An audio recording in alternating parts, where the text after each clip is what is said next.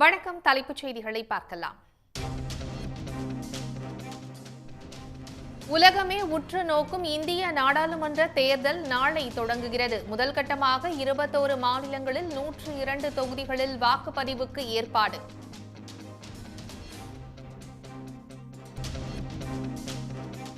வாக்காளர் அடையாள அட்டை இல்லாதவர்கள் ஆதார், பான் உள்ளிட்ட 12 ஆவணங்களை பயன்படுத்தி வாக்களிக்கலாம். தலைமை தேர்தல் அதிகாரி சத்யபிரதா சாஹூ விளக்கம். கேரளாவில் மாதிரி வாக்குப்பதிவின் போது ஒருமுறை பட்டனை அழுத்தினால் பாஜகவுக்கு 2 வாக்குகள் பதிவானதாக புகார். பாஜகவுக்கு கூடுதல் வாக்கு பதிவானதாக வெளியான தகவலுக்கு தேர்தல் ஆணையம் மறுப்பு. தேர்தலில் பதிவாகும் ஒப்புகைச் சீட்டுகளை 100% எண்ணக் கோரிய வழக்கில் தீர்ப்பு ஒத்திவைப்பு. மின்னணு வாக்குப்பதிவு இயந்திரங்களில் முறைகேடு நடைபெறாமல் தடுக்க உச்சநீதிமன்றம் உத்தரவு.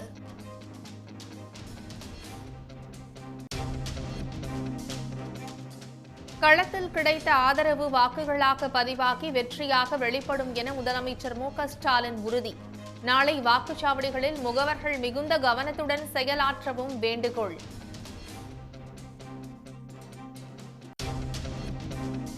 புதுச்சேரி பாகூரில் பூத் நுழைவு வாயில் தாமரை வடிவத்தில் அலங்காரம் செய்யப்பட்டிருப்பதாக புகார். திமுக கம்யூனிஸ்ட் புகாரை அடுத்து தாமரை வடிவிலான பேப்பர் பூக்களை அதிகாரிகள் அப்புறப்படுத்தினர்.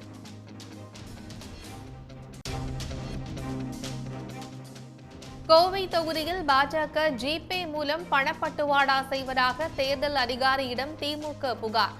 அண்ணாமலை வாக்காளர்களை செல்போனில் அழைத்து வாக்கு சேகரிப்பதாகவும் குற்றச்சாட்டு. தேர்தலில் வாக்களிப்பதற்காக சென்னையிலிருந்து 1 லட்சத்திற்கும் அதிகமானோர் சொந்த ஊர் பயணம். பயணிகளின் வசதிக்காக சிறப்பு பேருந்துகள் இயக்க போக்குவரத்து துறை ஏற்பாடு.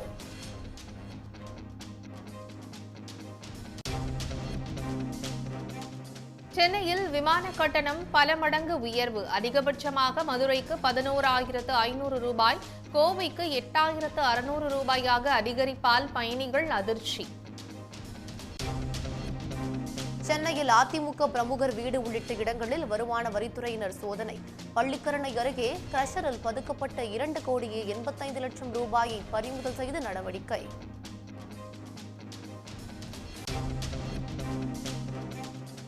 சென்னை நகைக்கடையில் 16 கோடி ரூபாய் நகை வாங்கி மோசடி. கும்பகோணம் ஹெலிகாப்டர் சகோதரர்களில் ஒருவர் கைது.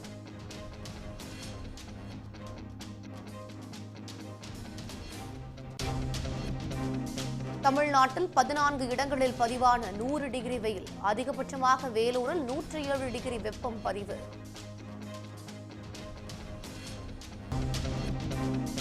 அதிமுக பொதுச் செயலாளர் எடப்பாடி பழனிசாமி மீது மத்திய சென்னை திமுக வேட்பாளர் தயாநிதி மாறன் அவதூறு வழக்கு. தொகுதி மேம்பாட்டு நிதியை செலவிட்டது குறித்து களங்கம் விளைவிக்கும் வகையில் பேசியதாக குற்றச்சாட்டு.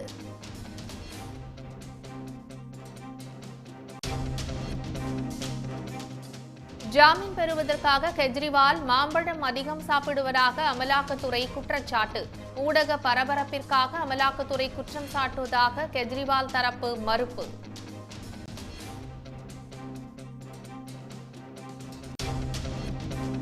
கடந்த 10 ஆண்டுகளில் மோடி 10 கோடி பொய்களை கூறியிருப்பதாக லாலு பிரசாத் கடும் விமர்சனம். மோடி கேரண்டி என்பது வெறும் பேச்சோடு முடிந்துவிடும் என்றும் காட்டம்.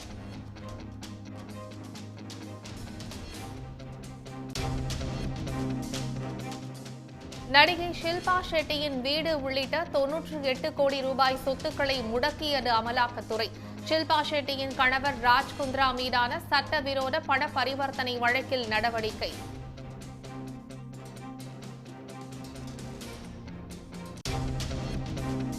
குஜராத்தை தொடர்ந்து உத்தரப்பிரதேசத்திலும் பாஜகவுக்கு ராஜபுத்திர சமூகத்தினர் எதிர்ப்பு. ராஜ்கோட் வேட்பாளர் ரூபாலாவை மாற்றாததால் பாஜகவுக்கு எதிராக வாக்களிக்க தீர்மானம்.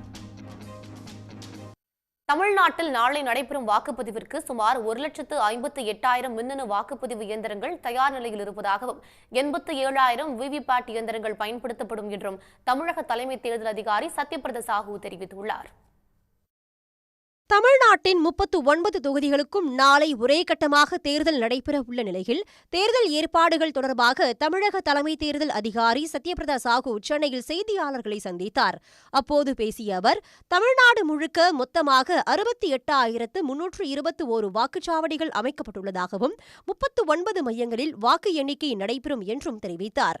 தேர்தல் பணிகளில் 3,32,000 பணியாளர்கள் ஈடுபட்டுள்ளதாக அவர் கூறினார்.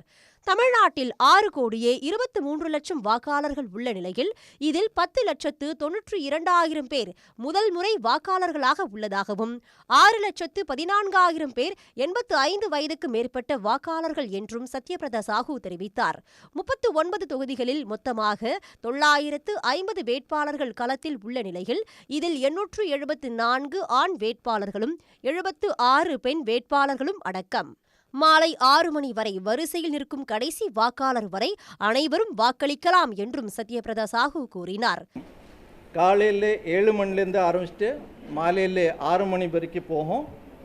அதே நேரத்தில் நம்ம கியூவில் 6 மணிக்கு வந்த அத்தனை வாக்காளர்களுக்கு சீட்டு கொடுத்துட்டு கடைசியில் வந்த ஓட்டர் வரைக்கும் சீட் கொடுத்துட்டு எல்லாத்துக்கும் ஓட் கொடுக்கறதுக்கு நாங்கள் ஃபெசிலிட்டேட் பண்ணுறதுக்கு ஒவ்வொரு டிஓஸ் கிட்ட இன்ஸ்ட்ரக்ஷன் கொடுத்துருவோம். ஒவ்வொரு ப்ரிசைடிங் ஆஃபீஸர் அது ஃபாலோ பண்ணுவாங்க.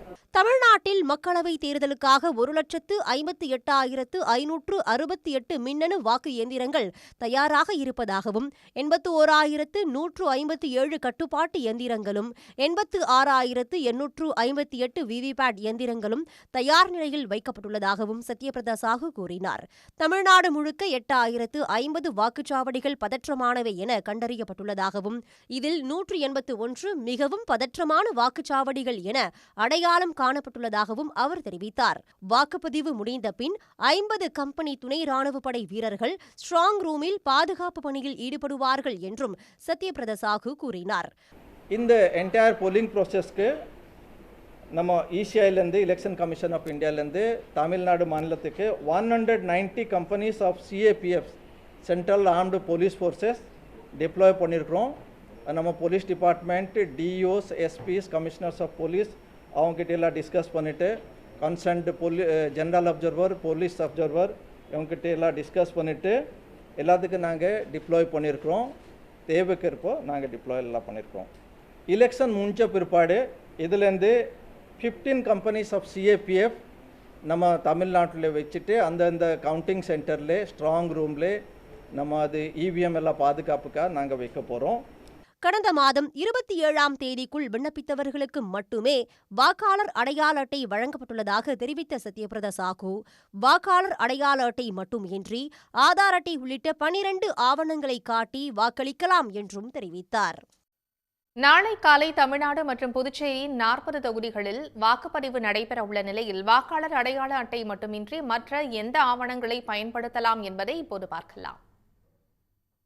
மக்களவைத் தேர்தலில் முதல்கட்ட வாக்குப்பதிவு நாளை நடைபெறவுள்ளது.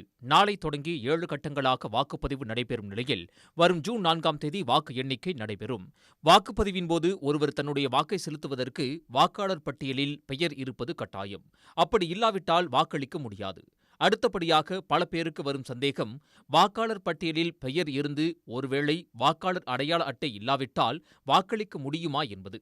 ஆனால் வாக்காளர் அட்டை இல்லை என்பதற்காக கவலைப்பட வேண்டாம் என தெரிவித்திருக்கும் தேர்தல் ஆணையம், ஆதார் அட்டை, ஓட்டுநர் உரிமம், பான் கார்டு, ரேஷன் அட்டை, பாஸ்போர்ட், புகைப்படத்துடன் கூடிய ஒன்றிய மாநில ஊழியர்களின் அடையாள அட்டையை காட்டி வாக்களிக்கலாம் என தெரிவித்துள்ளது.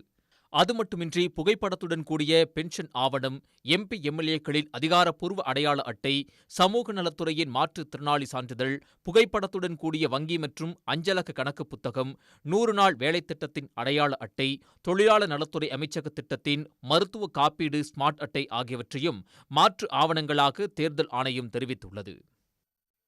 களத்தில் நமக்கு கிடைத்திருக்கும் ஆதரவு வாக்குகளாக பதிவாகி வெற்றியாக வெளிப்படும் என்பதில் உறுதியாக இருப்பதாக தெரிவித்திருக்கும் முதலமைச்சர் மு.க.ஸ்டாலின் வாக்குச்சாவடி முகவர்கள் மிகுந்த விழிப்புடன் செயல்படுமாறு வேண்டுகோள் விடுத்துள்ளார். திமுக தொண்டர்களுக்கு முதலமைச்சர் மு.க.ஸ்டாலின் எழுதியிருக்கும் கடிதத்தில் களப்பணியாற்றி வியர்வை சிந்தி விதைத்தவை அனைத்தும் அறுவடையாகும் நாள்தான் வாக்குப்பதிவு நாள் என்று குறிப்பிட்டுள்ளார். அந்த நம்பிக்கையும் உறுதியும் நிறைவேற வாக்குப்பதிவு நாளான ஏப்ரல் 19ஆம் தேதியன்று வாக்குச்சாவடி முகவர்கள் மிகுந்த கவனத்துடன் செயலாற்ற வேண்டும் என்று அவர் வேண்டுகோள் விடுத்துள்ளார். அப்போதுதான் இத்தனை நாள் பாடுபட்டது பயன் தரும் என்று கழக உடன்பிறப்புகளுக்கு அவர் எழுதிய கடிதத்தில் குறிப்பிட்டுள்ளார்.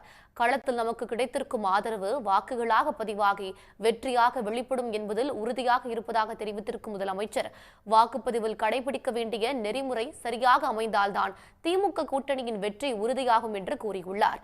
எனவே நாளை வாக்குச்சாவடி முகவர்கள் மிகுந்த கவனத்துடன் செயலாற்றுமாறு முதலமைச்சர் வேண்டுகோள் விடுத்துள்ளார். கோடை விடுமுறை, நாடாளுமன்ற தேர்தல் விடுமுறை போன்ற காரணங்களால் விமான பயணிகளின் எண்ணிக்கை அதிகரித்துள்ளது. அதே நேரத்தில் விமான கட்டணம் கிடுகிடுவென உயர்த்தப்பட்டுள்ளதால் பயணிகள் அதிர்ச்சியடைந்துள்ளனர். தமிழ்நாட்டில் நாளை நாடாளுமன்ற தேர்தல் நடைபெறுவதை முன்னிட்டு சென்னையில் வசிக்கும் வெளிமாவட்டங்களைச் சேர்ந்தவர்கள் சொந்த ஊர்களுக்கு சென்று வாக்களிக்க திட்டமிட்டுள்ளனர். இது மட்டுமில்லாமல் கோடை விடுமுறையை செலவிடுவதற்காகவும் சுற்றுலா பயணிகள் விமான பயணங்களை நாடுவதால் தூத்துக்குடி, மதுரை, திருச்சி, கோவை, சேலம் ஆகிய ஊர்களுக்கான இருக்கைகள் விரைந்து முன்பதிவு செய்யப்படுகின்றன. இந்நிலையில் விமான டிக்கெட் கட்டணங்களும் பல மடங்கு உயர்த்தப்பட்டுள்ளன. அதன்படி சென்னையிலிருந்து தூத்துக்குடி செல்ல 8,297 ரூபாய் முதல் 12,716 ரூபாய் வரையும், மதுரை செல்ல 8,555 ரூபாய் முதல் 11,531 ரூபாய் வரையும் கட்டணம் நிர்ணயிக்கப்பட்டுள்ளது. சென்னையிலிருந்து திருச்சிக்கு 6,344 ரூபாய் முதல் 8,507 ரூபாய் வரையும், கோவைக்கு 7,881 ரூபாய் முதல் 8,616 ரூபாய் வரையும், சேலத்திற்கு 5,572 ரூபாயாகவும் நிர்ணயிக்கப்பட்டுள்ளது. தமிழ்நாட்டுக்கு சென்று தோசை பிடிக்கும் என கூறிய பிரதமர் மோடி, மாநிலங்களின் வரலாறு, கலாச்சாரங்களையும் அறிந்து கொள்ள வேண்டும் என அறிவுறுத்தியிருக்கும் ராகுல் காந்தி, அவை எவற்றையும் மாற்ற முடியாது என திட்டவட்டமாக தெரிவித்துள்ளார். கேரளாவில் உள்ள 20 மக்களவை தொகுதிகளுக்கும் வரும் 26ஆம் தேதி ஒரே கட்டமாக வாக்குப்பதிவு நடைபெற உள்ளது. இதனால் அங்கு தேர்தல் பரப்புரை சூடுபிடித்துள்ளது. கண்ணூரில் நடைபெற்ற பிரச்சார பொதுக்கூட்டத்தில் பங்கேற்ற காங்கிரஸ் எம்பி ராகுல் காந்தி அக்கட்சி வேட்பாளர்களுக்கு ஆதரவாக வாக்கு சேகரித்தார். அப்போது பேசிய அவர், அண்மையில் பாரம்பரியமிக்க வரலாறு கொண்ட தமிழ்நாட்டிற்கு சென்றிருந்த பிரதமர் மோடி தோசை பிடிக்கும் என கூறியிருந்ததாக சுட்டிக்காட்டினார். ஆனால் உணவு உள்பட பல அம்சங்களில் மாறுபட்ட பழக்க வழக்கங்களை கொண்ட நமது நாட்டின் ஒற்றுமையை சீர்குலைக்கவே மோடி முயல்வதாக ராகுல் குற்றம் சாட்டினார். The Prime Minister recently went to Tamil Nadu. Tamil Nadu has the most brilliant poets like Kerala does. Huge tradition. Wars fought over there, people sacrificing their lives, all this stuff is going. Prime Minister says, I like dosas. Brother, I also like dosas. But please try and understand the history, the tradition, the language of the state also. And also realize that the dosa in Tamil Nadu is completely different than the dosa in Kerala. And also understand that the dosa in Kerala is different than other dosas in Kerala. And that is the genius of our country. It is why our country is so great. And you are trying to change this. First of all, it can never be changed. So you are wasting your time. But most important, you are also wasting the energy of the Indian people. You are creating disharmony. And this disharmony is harming millions and millions of people. தொடர்ந்து பேசிய ராகுல் காந்தி, ஒரு வரலாறு, ஒரு தேசம், ஒரு மொழி என ஒற்றை சர்வாதிகாரத்தை நிறுவ பாஜக முயற்சித்து வருவதாக குற்றம் சாட்டினார். இந்திய சித்தாந்தத்தை பாதுகாப்பதற்காகவே காங்கிரஸ் போராடி வருவதாகவும் ராகுல் தெரிவித்தார்.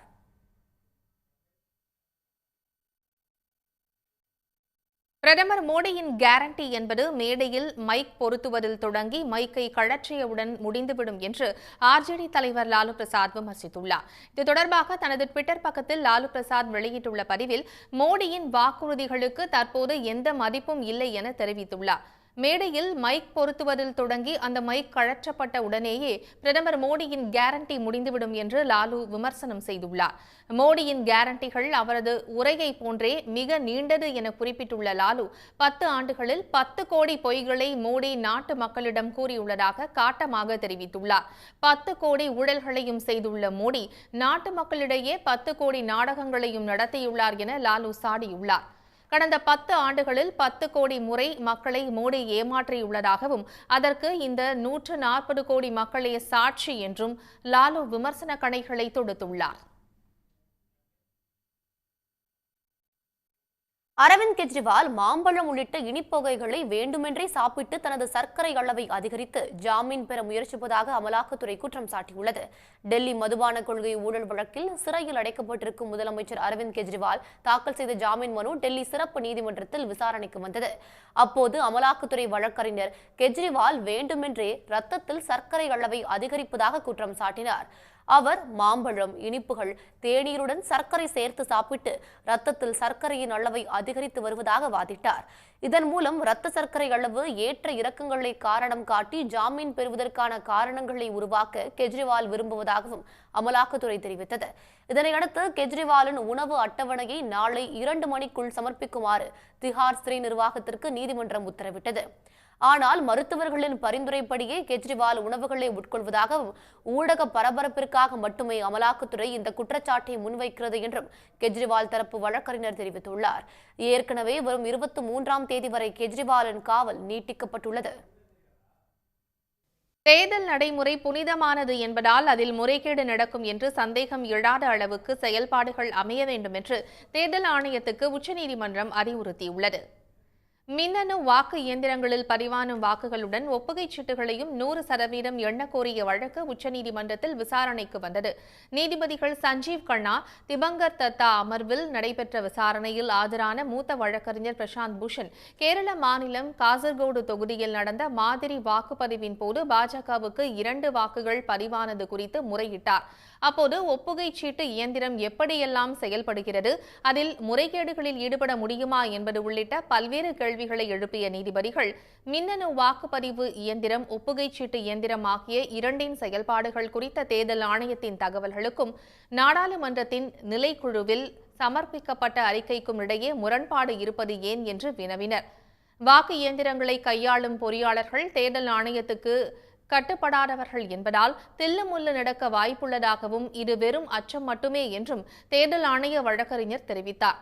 அப்போது குறுக்கிட்ட நீதிபதிகள் தில்லுமுல்லு நடக்குமோ என்ற அச்சம் துளியும் இருக்கக்கூடாது என்றும் தேர்தல் நடைமுறை புனிதமானது என்பதால் அதில் முறைகேடு நடக்கும் என்று சந்தேகம் எழாத அளவுக்கு ஏற்பாடுகள் இருக்க வேண்டும் என்றும் கருத்து தெரிவித்தனர். தொடர்ந்து வாதிட்ட பிரசாந்த் பூஷன் ஒப்புகைச் சீட்டு இயந்திரத்தில் 7 நொடிகள் மட்டுமே கட்சி சின்னத்தை காட்டுவதற்கு பதிலாக அந்த சீட்டு கட் செய்யப்பட்டு பெட்டிக்குள் செல்லும் வரை காட்ட வேண்டும் என்று கூறினார். விவிபேட்டில் வரும் தாளில் எந்த சின்னத்தில் வாக்கு பதிவானது என்பதை வாக்காளர்களுக்கு காண்பிப்பதற்கு தானே தவிர ஒப்பிடுவதற்கு அல்ல என்று தேர்தல் ஆணைய வழக்கறிஞர் வாதிட்டார். கேரளாவில் நடந்த மாதிரி வாக்குப்பதிவின் போது 2 வாக்குகள் பதிவானதாக வெளியான செய்தியில் உண்மையில்லை என்றும் அவர் தெரிவித்தார். அனைத்து தரப்பு வாதங்களையும் கேட்ட நீதிபதிகள் தேதி குறிப்பிடாமல் தீர்ப்பை ஒத்திவைத்தனர். தேர்தல் பத்திரங்கள் தொடர்பான கருத்துக்களை எக்ஸ் தளத்தில் இருந்து நீக்குமாறு தேர்தல் ஆணையம் உத்தரவிட்டதற்கு காங்கிரஸ் கடும் எதிர்ப்பு தெரிவித்துள்ளது. தேர்தல் பத்திர விவகாரம் பாஜக அரசுக்கு பெரும் தலைவலியை கொடுத்திருப்பதாக காங்கிரஸ் விமர்சித்துள்ளது. தேர்தல் நடத்தை விதிமுறைகளை மீறும் விதமாக ஒய்எஸ்ஆர் காங்கிரஸ் கட்சி, ஆம் ஆத்மி கட்சி மற்றும் தெலுங்கு தேசம் கட்சி தலைவர் சந்திரபாபு நாயுடு, பீகார் துணை முதல்வர் சாம்ராஜ் சௌத்ரி ஆகியோர் எக்ஸ் தளத்தில் பதிவிட்டிருப்பதாகவும் அதை நீக்க வேண்டும் எனவும் எக்ஸ் தள நிர்வாகத்துக்கு தேர்தல் ஆணையம் பரிந்துரைத்திருந்தது. அதன் பேரில் அந்த பதிவுகள் நீக்கப்பட்டன. இதுகுறித்து கருத்து தெரிவித்துள்ள காங்கிரஸ் ஊடக பிரிவு தலைவர் சுப்ரியா ஷிரந்தே, தேர்தல் பத்திரங்கள் குறித்து கேள்வி எழுப்பிய பதிவுகளை எக்ஸ் தளத்தில் இருந்து நீக்குமாறு உத்தரவிட்டிருப்பது ஆச்சரியமளிக்கிறது என்றார். தேர்தல் பத்திர விவகாரம் ஒன்றிய பாஜக அரசுக்கு பெரும் அசௌகரியத்தை ஏற்படுத்தி இருக்கிறது என்பது மட்டும் தெளிவாக தெரிகிறது என்று சுப்ரியா ஷிரந்தே தெரிவித்துள்ளார். விவசாயிகளின் போராட்டத்தின் போதும் இதேபோல சமூக வலைதள பக்கங்களுக்கு கடும் கட்டுப்பாடுகள் விதிக்கப்பட்டதையும் அவர் சுட்டிக்காட்டினார். தேர்தல் பத்திர விவகாரத்தில் பிரதமர் மோடி அளித்த விளக்கம் எந்த திருப்தியும் அளிக்கவில்லை என்று கூறிய சுப்ரியா ஷிரந்தே, பாஜகவுக்கு நிதி அளித்த பின் புலனாய்வு அமைப்புகள் சம்பந்தப்பட்ட நிறுவனங்கள் மீது எந்த நடவடிக்கையையும் தொடரவில்லை என்று விமர்சித்துள்ளார். கோவை தொகுதி பாஜகவிற்கு வாக்களிக்க கோரி ஜிபே மூலம் பண பட்டுவாடா செய்யப்படுவதாக தேர்தல் ஆணையத்தில் திமுக புகார் அளித்துள்ளது. கோவை தொகுதி பாஜக வேட்பாளர் அண்ணாமலை பிரச்சாரம் முடிந்த பிறகும் தொலைபேசி வாயிலாக வாக்காளர்களிடம் பேசி வாக்கு கேட்டு வருவதாக புகார் எழுந்துள்ளது. அது மட்டுமன்றி ஜிபே மூலம் வாக்காளர்களுக்கு அண்ணாமலை பணப்பட்டுவாடா செய்வதாகவும் திமுக சார்பில் தேர்தல் ஆணையத்தில் புகார் அளிக்கப்பட்டுள்ளது. அவிநாசி சாலையில் உள்ள அலுவலகத்தில் வெளி மாவட்டங்களைச் சேர்ந்தவர்கள் தங்கியிருந்து அண்ணாமலைக்கு ஆதரவாக வாக்காளர்களிடம் செல்போனில் பேசி அவர்களுக்கு ஜிபே மூலம் பணப்பட்டுவாடா செய்து வருவதாக புகாரில் தெரிவிக்கப்பட்டுள்ளது. குறிப்பாக சென்னையைச் சேர்ந்த ஜெயபிரகாஷ், கிருஷ்ணகுமார், கரூரைச் சேர்ந்த அண்ணாமலையின் மைத்துனர் சிவக்குமார் பணப்பட்டுவாடாவில் ஈடுபட்டு வருவதாக புகார் அளிக்கப்பட்டுள்ளது. கோயம்புத்தூரிலே திரு அண்ணாமலை அவர்கள் அவருடைய ஆதரவாளர்களின் மூலமாக அவிநாசி சாலையில் உள்ள அரவிந்த் மருத்துவமனைக்கு அருகே ஒரு அலுவலகத்தை வைத்திருக்கிறார்கள். அதை பாஜகவுடைய தேர்தல் அலுவலகம் என்று சொல்லியிருக்கிறார்கள். அந்த அலுவலகத்திலிருந்து அந்த தொகுதிக்கு சம்பந்தப்படாத வெளியாட்கள் இருக்கிறார்கள். இவர்கள் இருந்து கொண்டு எல்லோருக்கும் ஜிபே மூலமாக ஓட்டுக்காக பணம் அனுப்பி கொண்டிருக்கிறார்கள் என்று ஒரு புகார் கொடுக்கப்பட்டிருக்கிறது. ஒருத்தர் 4 கோடி ரூபாயோடு பிடிபட்டார். அவருக்கும் திரு நயினார் நாகேந்திரனுக்கும் என்ன சம்பந்தம் என்று வெளியில் தெரிஞ்சுது. இப்போ பிடிப்பட்ட பணமெல்லாம் எங்கிருந்து பிடிபட்டிருக்குன்னு பார்த்தீங்கன்னா எல்லாம் பாஜகவை சார்ந்தவர்கள் கிட்ட இருந்து தான் பிடிபட்டிருக்கு தமிழ்நாட்டில். அதே போல் அதிமுகவிலிருந்தும் பள்ளிக்கரணையிலிருந்து ஒரு 2 கோடியே 80 லட்சம் ரூபாய் பிடிபட்டிருக்கிறது. இப்படி தொடர்ந்து எதிர்க்கட்சிகள் எல்லா விஷயத்தையும் செஞ்சுட்டு வசதியாக திமுக மீது பழி போட்டு தப்பிக்க முயற்சி செய்கிறார்கள். பாஜகவினரின் பணப்பட்டுவாடாவை தடுத்து நிறுத்தி கோவை தொகுதிக்கு சம்பந்தமில்லாதவர்களை அங்கிருந்து வெளியேற்ற வேண்டும் என்றும் இந்த விவகாரத்தில் உரிய நடவடிக்கை மேற்கொள்ளவும் திமுக வலியுறுத்தியுள்ளது. ஏற்கனவே பிரச்சார விதிமீறல் தொடர்பாக அண்ணாமலை மீது வழக்கு பதியப்பட்டது குறிப்பிடத்தக்கது. உடனுக்குடன் செய்திகளை தெரிந்து கொள்ள சன் நியூஸ் பெல் ஐகானை கிளிக் பண்ணுங்க.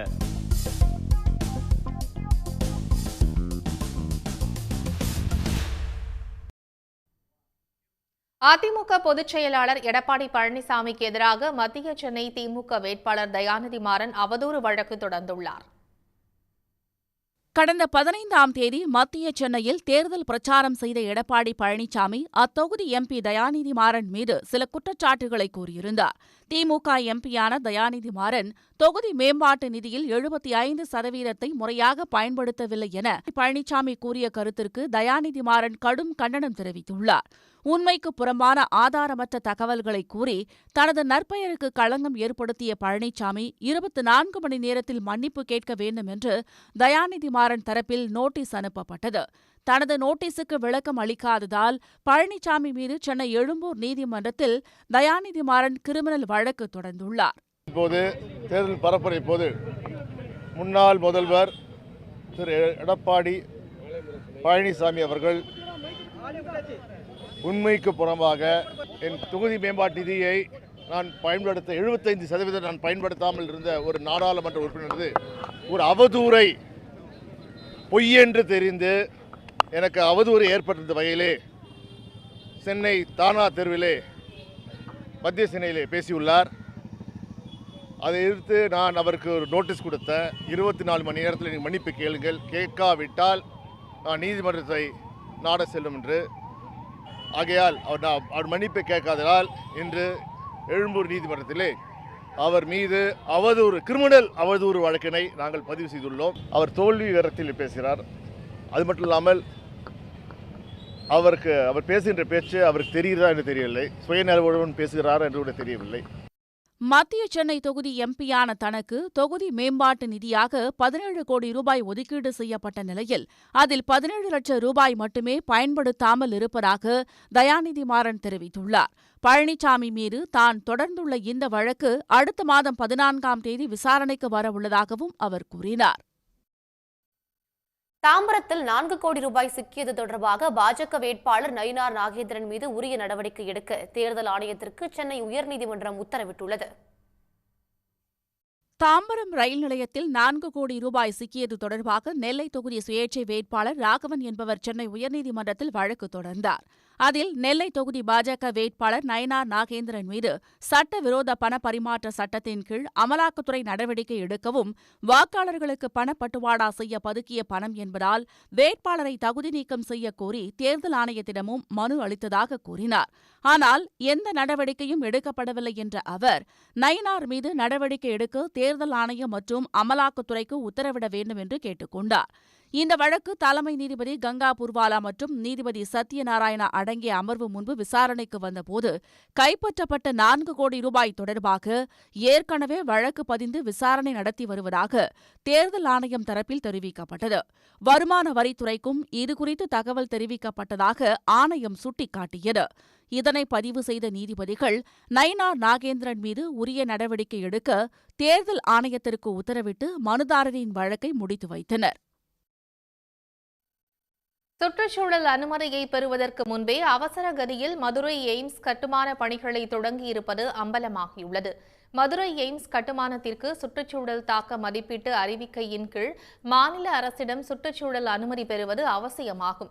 இந்த அனுமதியை பெறுவதற்கு மருத்துவமனையின் கட்டுமானத்தால் சுற்றுச்சூழலுக்கு ஏற்படும் தாக்கம் குறித்த சுற்றுச்சூழல் தாக்க மதிப்பீட்டு ஆய்வு மேற்கொள்வது அவசியமாகும். இந்த பணியை மேற்கொள்வதற்கான ஆய்வு எல்லைகளை வழங்குமாறு மாநில சுற்றுச்சூழல் தாக்க மதிப்பீட்டு ஆணையத்திடம் மதுரை எய்ம்ஸ் நிர்வாகம் கடந்த பிப்ரவரி 27ஆம் தேதி விண்ணப்பம் செய்தது. இந்த விண்ணப்பத்தின் அடிப்படையில் சுற்றுச்சூழல் தாக்க மதிப்பீட்டு ஆய்வு மேற்கொள்வதற்கான ஆய்வு எல்லைகளை புதன்கிழமைதான் தமிழ்நாடு அரசின் மாநில சுற்றுச்சூழல் தாக்க மதிப்பீட்டு ஆணையம் எய்ம்ஸ் நிர்வாகத்திற்கு வழங்கியுள்ளது. இதன் பின்னர் சுற்றுச்சூழல் தாக்க மதிப்பீட்டு ஆய்வு செய்து அதனை மீண்டும் மாநில அரசிடம் சமர்ப்பித்த பின்னரே மருத்துவமனை கட்டுமானத்திற்கான சுற்றுச்சூழல் அனுமதியை பெற முடியும். சுற்றுச்சூழல் அனுமதி பெறும் வரை திட்ட அமைவிடத்தில் வேலி மற்றும் பாதுகாவலர் அமர கூரை மட்டுமே அமைக்க முடியும். சுற்றுச்சூழல் அனுமதி இதுவரை பெறப்படாத நிலையிலேயே எய்ம்ஸ் மருத்துவமனை கட்ட தேர்வான இடத்தில் தற்காலிக கூடாரம் அமைக்கப்பட்டிருக்கிறது. கட்டுமான பொருட்களை வைப்பதற்கான கூடம், லாரி எடை மேடை போன்றவற்றை எய்ம்ஸ் நிர்வாகம் அமைக்கிறது.